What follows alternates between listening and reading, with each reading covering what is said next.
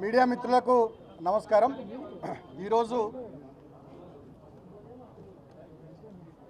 కాంగ్రెస్ ప్రభుత్వం ఈ 3 సంవత్సరాల పాలనలో ప్రభుత్వం ఇచ్చిన 6 గ్యారంటీల మీద కానీ 420 హామీల మీద కానీ వివిధ డిక్లరేషన్ల మీద కానీ ఎవరైతే గట్టిగా మాట్లాడుతున్నారో ప్రశ్నిస్తున్నారో వాళ్ళందరి మీద అక్రమంగా కేసులు పెట్టి జైలుకు పంపించి వేధించుడు వారికి పరిపాటిగా మారిపోయింది। ముఖ్యంగా ఆనాడు తెలంగాణ ఉద్యమంలో 226 కేసులు భరించి సుమారు 4 సందర్భాల్లో లాఠీ చార్జీల్లో గాయపడి చెంచల్గూడ చెర్లపల్లి జైళ్లలో 2009 నుంచి 2014 వరకు వివిధ సందర్భాల్లో జైళ్లలో ఆనాడు నన్ను టార్గెట్ చేసి కాంగ్రెస్ ప్రభుత్వం ఉంచింది।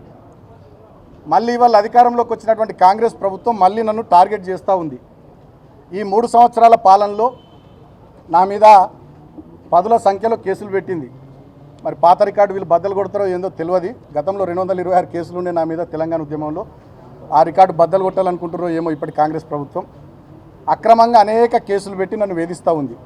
మొన్నటికి మొన్న మీరు చూస్తే క్యాతన్పల్లి మున్సిపాలిటీలో 22 వార్డుల్లో 14 వార్డులు మేము గెలుచుకుంటే కేవలం 7 వార్డులు గెలుచుకున్న కాంగ్రెస్ అన్యాయంగా క్యాతన్పల్లి మున్సిపాలిటీ చైర్మన్ స్థానాన్ని కైవసం చేసుకోవాలని కుట్ర చేసి నా మీద నాతో పాటు మా నాయకులు 25 మంది మీద అక్రమ కేసులు పెట్టి నన్ను ఆదిలాబాద్ జైల్లో 16 రోజుల పాటు ఉంచారు। సో అక్కడ అనేక రకాలుగా జైల్లో కూడా ఇబ్బంది పెట్టిర్రు। నాకు థ్రోట్ ఇన్ఫెక్షన్ వస్తే ట్యాబ్లెట్లు ఇవ్వలే। దాదాపు 4-5 రోజుల పాటు విపరీతమైన చలి అక్కడ ఉంటుంది। ఫిబ్రవరి మాసం చలి బాగుంటే నాకు బెడ్షీట్ ఇవ్వలే। అనేక రకాలుగా నన్ను రిస్ట్రిక్షన్స్లో ఉంచుతూ వేధించారు। అయినా వాళ్ళ కడుపు మంట ముఖ్యమంత్రి రేవంత్ రెడ్డిది, మంత్రి వివేక్ది, కాంగ్రెస్ ప్రభుత్వ పెద్దల కడుపు మంట చల్లారనట్టుంది। మళ్ళీ ఇప్పుడు అక్రమంగా కేసులు పెట్టిరు। నేను 2014లో పెద్దపల్లి ఎంపీగా గెలిచిన, సింగరేణి కార్మికుల ఓట్లతో గెలిచిన ఆనాడు 2018లో చెన్నూరు నుండి ఎమ్మెల్యే గెలిచిన మా మందమర్రి రామకృష్ణాపూర్ కోల్బెల్ట్ ఏరియా పెద్ద ఎత్తున నాకు ఓట్లేసి ఆనాడు ఆశీర్వదించారు। ఇప్పుడు మేము ఓడిపోయినప్పటికీ కూడా ఆ ప్రాంత కార్మికుల పట్ల ఈ కాంగ్రెస్ ప్రభుత్వం చేస్తున్నటువంటి అన్యాయాలు మోసాలు దాన్ని నిరంతరం ప్రశ్నిస్తూనే ఉన్నాం। మేము ప్రశ్నిస్తే కూడా మాట్లాడితే కూడా తట్టుకోలేకుండా ప్రభుత్వ పెద్దలు సంయమనము సహనం లేకుండా వ్యవహారం చేస్తూ ఉన్నారు। అక్రమంగా కేసులు పెట్టి వేధిస్తూ ఉన్నారు। ఇవాళ నన్ను జైలుకు మళ్ళొక్కసారి పంపించాలనే ఆలోచన ముఖ్యమంత్రి రేవంత్ రెడ్డి, మంత్రి వివేక్, ఇతర కాంగ్రెస్ ప్రభుత్వ పెద్దలు చేసి ఇవాళ జైలుకు పంపిస్తూ ఉన్నారు। నన్ను అరెస్ట్ చేసి అక్రమంగా కేసులు పెట్టిరు। ఆ పెట్టిన సెక్షన్స్ కూడా మా లీగల్ టీంతో ఇప్పుడు మాట్లాడుతుంటే ఆ ఒక్క సెక్షన్ నాకు అట్రాక్ట్ కాదు।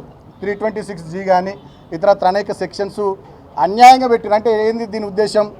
బాల్క సుమన్ మాట్లాడుతుండు, ప్రశ్నిస్తుండు కాబట్టి బాల్క సుమన్ గొంతు నొక్కాలి, అరెస్ట్ చేసి జైళ్ళల్లో వేయాలి, నిర్బంధం విధించాలి, తద్వారా పైశాచిక ఆనందం పొందాలనేటటువంటి ఆలోచన కాంగ్రెస్ ప్రభుత్వ పెద్దల్లో కనబడుతోంది। నన్ను అరెస్ట్ చేసుడు, జైలుకు పంపించుడు, వీటి మీద పెట్టే శ్రద్ధ నేను ప్రభుత్వ పెద్దలను అడుగుతూ ఉన్నా। మీరేం మాట ఇచ్చారు? మొన్న సింగరేణిలో కార్మికులకు వారసత్వ ఉద్యోగాలు ఇస్తామన్నారు। మేము గతంలో కేసీఆర్ గారు 19,000 ఉద్యోగాలు ఇచ్చారు। మీరు ఇప్పుడు ఉద్యోగాలు ఇచ్చారు మీద దృష్టి పెట్టుర్రి। జీవో 76 ద్వారా మేము సింగరేణిలో ఇళ్ల పట్టాలు ఇచ్చినాం। ఒక రామకృష్ణపూర్లోనే 3,366 కుటుంబాలకు మేము పట్టాలు ఇచ్చినాం। ఇప్పుడు మీరు పట్టాలు ఇచ్చడం మీద శ్రద్ధ పెట్టుర్రి। ఒక్క పట్టా కూడా ఇవ్వలే ఈ 3 ఏళ్లలో। ఇవాళ సింగరేణిలో 15,000 కోట్ల కుంభకోణం చేసిర్రు। 40 లక్షల టన్నుల బొగ్గు మాయమైంది, 1,600 కోట్లు దాని విలువ। ఇవాళ సింగరేణిలో ఒక్క సంక్షేమ కార్యక్రమం అమలైతే లేదు, కొత్త మైన్స్ లేవు, అనేక కుంభకోణాలు, సోలార్ ప్లాంట్లలో కుంభకోణం, నైని బొగ్గు బ్లాక్ల వేలంలో కుంభకోణం, జైసల్మేర్ దగ్గర ఎక్కడనో రాజస్థాన్లో పాకిస్తాన్ బార్డర్లో సోలార్ పవర్ ప్లాంట్ ఏర్పాటు చేస్తారట సింగరేణులు। అది ఎవరికి తెలియదు, అక్కడ ఏమవుతుందో ఏందో తెలియదు, దాంట్లో కుంభకోణం। ఇవాళ మొత్తం సింగరేణి కుంభకోణాలమయమైపోయింది, బొందలగడ్డగా మారిపోయింది। 9 జిల్లాల్లో విస్తరించినటువంటి సింగరేణి, సుమారు 12 నుండి 14 అసెంబ్లీ నియోజకవర్గాల పరిధిలో విస్తరించినటువంటి సింగరేణిలో ఇవాళ మా కార్మికులు కానీ, వాళ్ళ కుటుంబాలు కానీ, రిటైర్డ్ కార్మికులు కానీ, కాంట్రాక్ట్ కార్మికులు కానీ, ఆ ప్రాంత ప్రజలు కానీ చాలా ఆవేదనతోని, ఆందోళనతోని, బాధతోని ఉన్నారు। ఆ ప్రాంత ప్రతినిధిగా ఆ ప్రజల తరపున, ఆ కార్మికుల తరపున మేము మాట్లాడుతున్నాం। మేము మాట్లాడుతూనే భరించలేనటువంటి కాంగ్రెస్ ప్రభుత్వ పెద్దలు ప్రజాపాలన పేరిట ఎమర్జెన్సీ నాటి రోజుల్ని తలపిస్తూ ఉన్నారు। మమ్మల్ని భయపెట్టడం, ప్రశ్నించిన వాళ్ళని భయభ్రాంతులకు గురి చేయడం, ఈ రకమైనటువంటి చర్యల ద్వారా పైశాచిక ఆనందం పొందుతూ ఉన్నారు। మొన్నటికి మొన్న రాష్ట్రమంతా చూసింది, అశోక్ అనే ఒక ఆర్టీసీ డ్రైవరు, ఆయన జగిత్యాలలో మీరు వడ్లు కొనుర్రి, మక్కలు కొనుర్రి అంటే ఆయనను వేధించారు। ఇట్లా చాలామందిని వేధిస్తూ ఉన్నారు, ఇబ్బందులు పెడతా ఉన్నారు. అయినప్పటికీ నాకు చట్టం మీద, వ్యవస్థల మీద, న్యాయస్థానం మీద, మా అంబేద్కర్ గారు మహానుభావుడు రాసిన రాజ్యాంగం మీద నాకు నమ్మకం ఉంది. ఈ అరెస్టులు, కేసులు, వేధింపులు, జైళ్ళు ఇవన్నీ కూడా మా లీగల్ టీం చూసుకుంటుంది. సో చట్టాన్ని గౌరవించే వ్యక్తిగా, రాజ్యాంగం పట్ల దాన్ని అనుసరించేటటువంటి వ్యక్తిగా, గతంలో ఎంపీగా, ఎమ్మెల్యేగా పనిచేసిన అనుభవం ఉన్నటువంటి వ్యక్తిగా, డెఫినెట్గా లా అబైడింగ్ సిటిజన్గా నేను అన్ని వ్యవస్థలకు కోఆపరేట్ చేస్తా అని చెప్పి తెలియజేస్తూ, ఇక కొన్ని ఛానల్లో సుమన్ పారిపోయిండు, అటుపోయింది, ఇటుపోయింది అంటారు. నేను ఎటు పోలే. తెలంగాణ భవన్లో మా పార్టీ యాక్టివిటీ ఉంది, విద్యార్థి విభాగం సంబంధించినటువంటి మెంబర్షిప్ యాప్ తయారు చేసేది ఉంది. ఆ పనిలో మేము నిమగ్నమైన, మేము ఎటు వారిపోలే, ఎటు పోలే. డెఫినెట్గా చట్టాన్ని గౌరవించే వ్యక్తిగా నేను పూర్తి స్థాయిలో సహకరిస్తా. అంతిమంగా నేను ఒకటే కోరుతా ఉన్న కాంగ్రెస్ ప్రభుత్వ పెద్దల్ని, సరే ఇవల్ల మరి ఇప్పటికి నన్ను జైలుకు పంపిస్తున్న రేవంత్ రెడ్డికి, మంత్రి వివేక్కి ఇప్పటికైనా మరి కడుపు మంట సల్లారుతుందో ఏందో చూడాలి.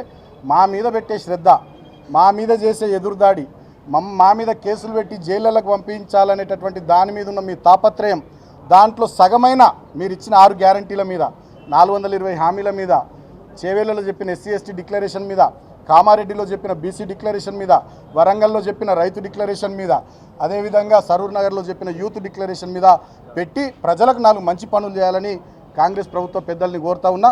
అంతిమంగా న్యాయం గెలుస్తుంది, ధర్మం గెలుస్తుంది. జై తెలంగాణ, జై కేసీఆర్, సత్యమేవ జయతే.